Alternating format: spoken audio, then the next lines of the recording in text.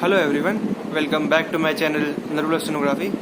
इस वीडियो में मैं कुछ इंपॉर्टेंट क्वेश्चंस जो बच्चों ने मुझसे टेलीग्राम और यूट्यूब के कमेंट पूछे थे, और इस वीडियो के आखिर में मैं कुछ इंपॉर्टेंट टॉपिक पर डिस्कशन करना चाहता हूँ आप लोगों के साथ। So let's start.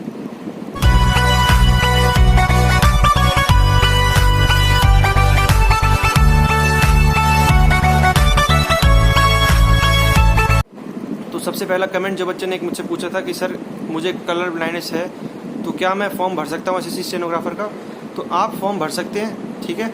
एक वैकेंसी लिस्ट आती है, जब आप स्किल टेस्ट दे देंगे उसके बाद एक वैकेंसी लिस्ट आती है, ठीक है, ऑप्शन फॉर्म के साथ। उसमें मेंशन किया होगा कि आप लोग एलिजिबल हैं किस डिपार्टमेंट के लिए, किस डिपार्टमेंट के लिए नहीं है। तो अगर आपको कलर ब्लाइंडनेस है कोई दिक्कत नहीं है तो कुछ डिपार्टमेंट्स हैं आप लोगों के लिए, ठीक है। और मैं आप सभी लोगों से भी रिक्वेस्ट करूँगा कि आप एक बार अपने पास में, जो घर के पास में कोई आई क्लिनिक है, तो उस पर जाके एक बार अपनी आंखें चेक करा लीजिए। अब नेक्स्ट बात आती है, जो हमारा एसएससी स्टेनोग्राफर का फॉर्म निकलने वाला है 10/10/2020 को। उसमें कई बच्चे पूछ रहे हैं कि सर हिंदी स्टेनो भरनी है, इंग्लिश स्टेनो भरनी है, या फिर स्टेनोग्राफर ग्रेड सी या डी। जो लैंग्वेज आपने, जिस लैंग्वेज में आपने स्टेनो सीखी है उस लैंग्वेज को उसमें भर दीजिएगा। अगर आपने इंग्लिश से स्टेनो सीखी है तो इंग्लिश भर दीजिएगा, और हिंदी से स्टेनो सीखी है तो उसमें हिंदी भर दीजिएगा, कोई दिक्कत वाली बात नहीं है। और stenographer grade C and D उसमें दोनों भरने हैं। और फॉर्म फिल करने की टेंशन मत लीजिए, मैं एक वीडियो बनाऊंगा, उसमें मैं बताऊंगा आपको क्या कैसे कैसे फॉर्म भरना है, क्योंकि बहुत बच्चे बाद में गलतियाँ कर देते हैं अपने फॉर्म भरते टाइम में। तो फॉर्म जब भरें तो ध्यान से भरें, ठीक है। और अब बात आती है नेक्स्ट कमेंट की। एक बच्चे ने मुझसे पूछा है कि सर नेगेटिव मार्किंग से कैसे बचा जाए। मैंने अपने लाइव सेशन में आपको बताया था कि नेगेटिव मार्किंग से आप नहीं बच सकते। अगर आपको क्वेश्चन आता है तो करिएगा मार्क, नहीं आता तो मत मार्क करिएगा, क्योंकि आपके 1.25 मार्क्स कट जाएंगे। 0.25 तो नेगेटिव मार्किंग के हो गए, एक नंबर आपको क्वेश्चन का कट गया। तो 1.25 मार्क्स कटने से अच्छा आपका बस एक ही कटे, ठीक है। तो नेगेटिव मार्किंग से बचने का बस यही है एक ऑप्शन आपके पास कि आप क्वेश्चन को सॉल्व ना करें, गलत ऑप्शन मार्क ना करके आए, ठीक है। अब एक बच्चा जो पूछ रहा था मेरे से टेलीग्राम पे, उसका मैसेज आया था कि सर डबल स्पेसिंग का मतलब क्या होता है, कहीं हमारे स्किल टेस्ट में डबल स्पेस तो नहीं दबाना हमें। तो आपको डबल स्पेस वगैरह कुछ भी नहीं दबाना। डबल स्पेसिंग का मतलब मैं बताता हूँ आपको। जब आप अपने लैपटॉप में या कंप्यूटर में MS वर्ड की एक फाइल खोलेंगे, उसमें जब आप कुछ टाइप करते हैं तो टाइप करने के बाद उस पूरे को सिलेक्ट करिएगा, और ऊपर एक पैराग्राफ का ऑप्शन आता है, उस पर क्लिक करें और उसमें देखें, उसमें single spacing, double spacing, 1.5 lines ऐसा लिखा आ रहा होगा। तो डबल स्पेसिंग का वहाँ ऑप्शन होता है, उसे कहते हैं डबल स्पेसिंग, जब आप MS वर्ड में टाइप करते हैं तो, ठीक है। तो कोई डबल स्पेस नहीं दबाना, आपने सिंगल स्पेस ही दबाना है। कुछ लिखा, फुल स्टॉप आया तो उसके बाद सिंगल स्पेस ही दबाना है, ठीक है। और बाकी स्किल टेस्ट से रिलेटेड सारी जानकारी मैं आपको दूंगा, अभी बस अपना फोकस करिए अपने रिटर्न पे। और अब नेक्स्ट कमेंट की बात आती है। एक स्टूडेंट हैं KM नाम से, उनका कमेंट आया था मेरे पास, टेलीग्राम पे मैसेज आया था कि सर मेरे लास्ट ईयर में 140 to 160 मार्क्स आ रहे हैं, इसके बीच में मेरे मार्क्स आ रहे हैं, पर मेरी स्टेनो में बहुत मिस्टेक्स निकल रही हैं। तो बस मैं आपको एक बात बता सकता हूँ कि आपने स्टेनो डेली 2 से 3 घंटे साथ में लेके चलिए। जिन बच्चों की ज़्यादा वीक है स्टेनो, मतलब जिनकी स्पीड है अच्छी, वो तो कर लेंगे कवर उस टाइम पे, पर आप लोग 2 से 3 घंटे देते चलिए साथ में, और टेंशन मत लीजिए, 2 से 3 घंटे दे देंगे बहुत है। आपको अपने स्किल टेस्ट के लिए पूरा टाइम मिलेगा, 6 से 7 महीने मिलेंगे, तो आप उसकी टेंशन बिल्कुल मत लीजिए। और 6-7 महीने बहुत होते हैं 80 to 100 की स्पीड लाने के लिए, ठीक है। अगर आपने बेसिक कर रखा है और बेसिक से अब आप साथ में लेके चलेंगे, और आपको 6 से 7 महीने मिलेंगे बाद में स्पीड के लिए, तो आप आराम से कवर कर लेंगे, कोई दिक्कत वाली बात नहीं है। अब बात करते हैं नेक्स्ट कमेंट की। एक उत्सव सिंह नाम से स्टूडेंट है, उन्होंने क्वेश्चन किया कि सर क्या हमें ज्वाइनिंग के बाद इंग्लिश स्टेनो सीखनी पड़ेगी अगर हम हिंदी स्टेनो से हैं, या फिर अगर हम इंग्लिश स्टेनो से हैं तो क्या हमें हिंदी स्टेनो सीखनी पड़ेगी? तो मुझे तो अब तक नहीं सीखनी पड़ी, मुझे किसी ने भी नहीं बोला कि आपको अब हिंदी स्टेनो सीखनी है, क्योंकि मैं इंग्लिश स्टेनो से हूँ। मैं अभी हरियाणा एग्रीकल्चर डिपार्टमेंट में हूँ, तो अभी तक किसी ने नहीं बोला कि आपको सीखनी है। तो ऐसा कुछ भी नहीं होता होगा SSC के अंदर, पर वो थोड़े बहुत इंक्रीमेंट्स के लिए होता है, ठीक है। अगर आप एक जॉब पे लग जाते हैं, गवर्नमेंट जॉब पे लग जाते हैं, तो कोई आपको हटाएगा नहीं वहाँ से। अगर आप सीख लेंगे तो अच्छा है, नहीं सीखेंगे तो आपको कोई हटाने वाला नहीं है वहाँ से, ठीक है। तो इस चीज़ की टेंशन बिल्कुल मत लीजिए, अभी बस अपनी एक लैंग्वेज पे फोकस करिए। अभी आपको कोई दूसरी लैंग्वेज में स्टेनो सीखने की जरूरत नहीं है। और अगर आपको ज्वाइनिंग के बाद थोड़ा बहुत सीखना भी पड़ जाता है, 2-3 महीने हिंदी स्टेनो, अगर आप इंग्लिश से हैं तो कोई दिक्कत नहीं है, सीख लीजिएगा, ठीक है। जॉब तो लग गई ना, आपकी जॉब तो पक्की हो गई ना, तो कोई टेंशन वाली बात नहीं है, ठीक है।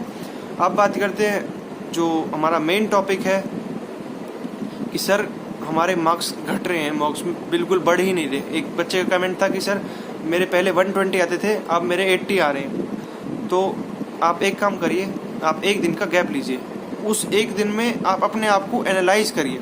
एनालाइज कैसे करना है मैंने आपको पहले भी बताया। देखिए पहले कहाँ किस टॉपिक में आपके मार्क्स कट रहे हैं। अगर रीजनिंग में कट रहे हैं, रीजनिंग के किस टॉपिक में कट रहे हैं, पहले ले लीजिए आप एग्जाम्पल के तौर पर सिलोजिज्म में आपके मार्क्स कट रहे हैं, ठीक है, आपसे हो ही नहीं रहा सॉल्व। आप एक मॉक में कर देते हैं, दूसरे मॉक में फिर नहीं होता आपसे सॉल्व, तो आप पहले उसी को ही उठाइए और देखिए उसके 20 क्वेश्चन करिए डेली 3-4 दिन लगातार, और 5वें दिन आप देखेंगे कि आपने क्वेश्चन कर दिया हो। तो हर टॉपिक को ऐसे उठाइए। और रीजनिंग में मैं आपको बता रहा हूँ कि आप अगर 45+ नहीं लाए ना तो बहुत गड़बड़ हो जाएगी, क्योंकि जीके में अगर थोड़ा सा भी भारी आ गया, जीके बाहर से आ गई, आपने जो याद करी उससे नहीं आई, तो आपको दिक्कत हो जाएगी। रीजनिंग करके जाइए, 45+ मार्क्स लाने ही लाने हैं, और 50 की कोशिश करिए रीजनिंग के अंदर, क्योंकि रीजनिंग ऐसा चैप्टर या ऐसा टॉपिक है ही नहीं रीजनिंग में कोई भी जो आपको दिक्कत आए। सब आसान है, मैट्रिक्स आसान है सबसे ज़्यादा, ठीक है, क्यूब्स आसान है, सिलोजिज्म भी आसान है। अगर आप उसे यूट्यूब के किसी अच्छे चैनल से करते हैं तो बहुत आसान है, देखिएगा, देखा करिए कि कौन सा टीचर अच्छा पढ़ा रहा है, उससे जाके पढ़िए, ठीक है। अब कुछ बच्चे कह रहे हैं कि सर हमें टाइम कम मिलता है। टाइम अब हमारे पास 1.5 महीना ही बचा है और स्टेनो की प्रैक्टिस भी करनी होती है। आप मेरी एक बात सुनिए कि आपके पास 1.5 महीना है ना, 1.5 महीना सफिशिएंट है। अगर आप डेली 8 घंटे पढ़ रहे हैं तो उस 8 घंटे को 12 घंटा कर दीजिए।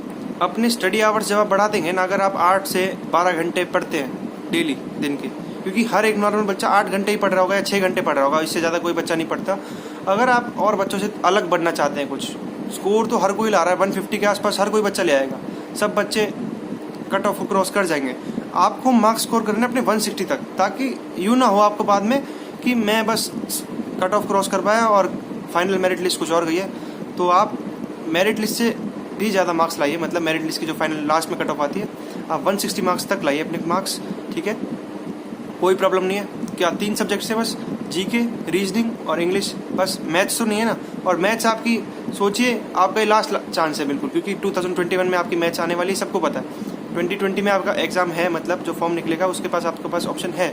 लेकिन जिन बच्चों के पास नहीं है उनके लिए भी मैं बता दूं आपको, आप अपने इस मौके को लास्ट मौका मान के चलिए, ठीक है, क्योंकि फिर मैथ्स आ जाएगी, मैथ्स के चक्कर में ही तो आपने स्टेनो को चुना है, और अब मैथ्स ही आ जाएगी तो फिर रह के जाएगा फिर, ठीक है। बस दिल से करिए, अपनी विल पावर को बनाइए, और जो आपको 1.5 महीना मिल रहा है इसे 2.5 महीना बना दीजिए। 8 से 12 घंटे पढ़िए, और 12 घंटे तो पढ़िए ही पढ़िए अगर और बच्चों से आगे निकलना है, क्योंकि हर बच्चा, नॉर्मल बच्चा 8 घंटे पढ़ रहा होगा, और उन बच्चों से आगे निकलना है तो बस कुछ अलग करके जाइए उनसे, ठीक है। अब दूसरी बात करते हैं हम, जिससे हम अपने मॉक्स में मार्क्स बढ़ा सकते हैं। मैंने हमेशा बात की है बेसिक्स की। अगर आप बेसिक्स नहीं करके जाएंगे ना तो फिर सेम वही बच्चे, जो बच्चे वहाँ पे ABCD पहले जाते, ABCD, EFGH अल्फ़ाबेट्स लिखते हैं अपने पहले जाके, तो हर बच्चा वहाँ पे अल्फ़ाबेट्स लिखेगा। तो आप ऐसा करिए कि अल्फ़ाबेट्स याद करके जाइए कि T कौन से नंबर पे आता है, M कौन से नंबर पे आता है, N, O, P ये किस किस नंबर पे आते हैं, ये पहले ही लर्न करके जाइए। वहाँ ज़रूरत पड़ेगी आप एक बार लिख लीजिएगा, लेकिन जब आप लिख भी लेंगे और आपके दिमाग में भी होगा तो बहुत फ़ायदा मिलेगा आपको। और बेसिक्स का एक और बता दूं मैं आपको कैसे करना है। क्यूब्स याद करके जाइए, स्क्वायर याद करके जाइए, टेबल्स याद करके जाइए 20-30 तक, तो ये तो मस्ट है आपके लिए। वहाँ टाइम वेस्ट ना करने से अच्छा घर पे अपना पढ़िए, अच्छे से 12 घंटे लर्न करके जाइए, कोई दिक्कत नहीं आएगी। थोड़ा बहुत लर्न करना पड़ेगा एक्स्ट्रा में, लेकिन वहाँ पे टाइम बच जाएगा आपका। ये एक आपको स्कोर बढ़ाने का एक बेस्ट तरीका है, ठीक है। बट सब्स्टिट्यूशन आएंगे या नहीं आएंगे, तो देखिए अभी तक SSC ने कुछ क्लैरिफाई नहीं किया है अभी तक कि ये आएंगे या नहीं, तो आप एक बार नज़र मार लीजिएगा उन पे। ऐसा कोई ज़रूरी नहीं है कि वो आएंगे। अगर आपकी प्रिपरेशन सारी हो चुकी है और आप चाहते हैं कुछ एक्स्ट्रा पढ़ना तो आप पढ़ सकते हैं, कोई दिक्कत वाली बात नहीं है, कर लीजिए, कोई बुराई भी नहीं है। अगर नहीं हो पा रहे तो कोई दिक्कत नहीं, छोड़ दीजिए, ठीक है। अब जो इस वीडियो को बनाने का मेरा मेन मोटिव था उसके बारे में बात करते हैं, वो है टारगेट। आपने अभी तक अपना टारगेट सेट नहीं किया है तो कर लीजिए। आप सोच रहे हैं कि मेरे को SSC की बस कट ऑफ पार करनी है 134 मार्क्स, जैसे पिछली बार कट ऑफ गई है ग्रेड C की, ग्रेड D की, और ग्रेड C की गई है हमारी 138। तो आप यूँ मत सोचिए कि बस आपको कट ऑफ से ऊपर थोड़े से मार्क्स लाने, मतलब आप 136 लेंगे तो आप सेफ़ हैं, तो ऐसा बिल्कुल नहीं है। आपका सेफ स्कोर होता है 150 अबव, मतलब जिसमें आपको अच्छा डिपार्टमेंट भी मिल जाए और कोई डर भी ना हो आपको जब फाइनल मेरिट लिस्ट आए। तो आप अपना कट ऑफ, मतलब अपनी कट ऑफ मान के चलिए कि मेरे को इतने मार्क्स तो लाने हैं। अगर इतने में नहीं हो पाया, अगर 150 नहीं लाए तो नहीं हो पाएगा मेरा, ठीक है। तो अपनी कट ऑफ रखिए, मैं मानता हूँ सेफ स्कोर 150। और अगर आप अपना टारगेट हर टॉपिक में, जैसे कि रीजनिंग में पार्ट लेते हैं 45 प्लस, रीजनिंग में, इंग्लिश में 90 प्लस और जीके में 25 प्लस या 30 तक, इतना आप मान लेते हैं तो बेस्ट रहेगा। इसको अभी से सोच के चलिए। अभी आप चाह रहे हैं कि आप टाइम मैनेजमेंट को साइड में रखें, तो आप ऐसा कर सकते हैं कि टाइम को साइड में रखें और आप देखिए आप 45 क्वेश्चन कर पा रहे हैं कि नहीं कर पा रहे रीजनिंग के अंदर। चाहे आप 50 मिनट ले रहे हैं या 55 मिनट ले रहे हैं, 55 मिनट्स ले रहे हैं, तो 55 मिनट्स में अपनी रीजनिंग को कंप्लीट करने की कोशिश करिए। टाइम को फिर धीरे धीरे कम करिएगा। अगर आप 45 क्वेश्चन कर दिया आपने और फिर आपको लग रहा है कि आप और कर सकते हैं, तो आप टाइम को कम करिए। फिर सेम आपको इंग्लिश में करना है। 90 क्वेश्चंस अगर आप कर पा रहे हैं 50 to 60 मिनट्स में, देखिए कर पा रहे हैं तो ठीक है।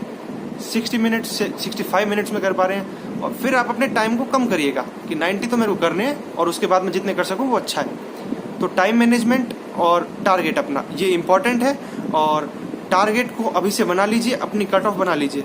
और मेरा मानना ये है कि 150 सेफ स्कोर है, क्योंकि अभी जो मेरिट लिस्ट आने वाली है 2018 जो हमारी मेरिट लिस्ट आने वाली है, उसमें हमें लगता है कि 150 के आसपास ही ग्रेड सी की कट ऑफ जाएगी। और आप भी इतना ही सेफ स्कोर मान के चलिएगा। और अगर आप ये सोच के बैठे हैं कि मेरे 136 आ जाए तो मैं सेफ हूँ, तो ऐसा बिल्कुल नहीं है। मान लो आपके 140 आ भी जाते हैं, 145, 143, 144 इतने आ भी जाते हैं, तो ये भी एक सफिशिएंट स्कोर नहीं होगा, क्योंकि फिर आपको डिपार्टमेंट मिल जाएगा और आपको फिर या तो बेंगलोर, अगर आप दिल्ली के हैं तो आपको बेंगलोर डाल दिया जाएगा, या चेन्नई डाल दिया जाएगा, और अगर आप चेन्नई के हैं तो आपको इधर डाल दिया जाएगा। तो आप बस स्कोर उतना करिए कि आपको अपनी इच्छा से डिपार्टमेंट मिल जाए। कोशिश उतनी करिए अपने मार्क्स में, वो तो सब जितना आपके आएंगे मार्क्स वो आएंगे, पर अपनी कोशिश आप पूरी करिए, ठीक है।